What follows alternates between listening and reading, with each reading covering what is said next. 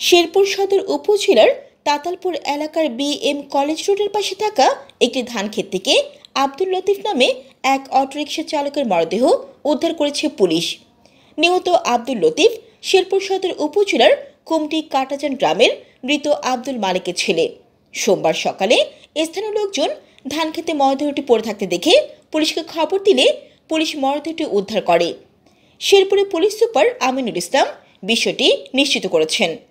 Police জানায়, সকালে শেরপুর সদর উপজেলার তাতালপুর বিএম কলেজ রোডের পাশে থাকা একটি ধানক্ষেতে অজ্ঞাত এক যুবকের মরদেহ পড়ে থাকতে দেখেন স্থানীয়রা। পরে শেরপুর সদর থানা পুলিশকে খবর দিলে পুলিশ ঘটনাস্থলে এসে মরদেহটি উদ্ধার করে। ততক্ষণে মরদেহের ছবি ও খবর সামাজিক যোগাযোগ মাধ্যমে ছড়িয়ে পড়লে স্বজনেরা নিহতের পরিচয় শনাক্ত করে। পরে ময়নাতদন্তের জন্য মরদেহটি শেরপুর জেলা হাসপাতালে পাঠানো হয়। ধারণা করা হচ্ছে তাকে শ্বাসরোধ করে হত্যার পর অটোরিকশাটি নিয়ে চালককে ধানক্ষেতে ফেলে রাখা হয়েছে। জান্নাতুল আফসানা, চ্যানেল বাংলা।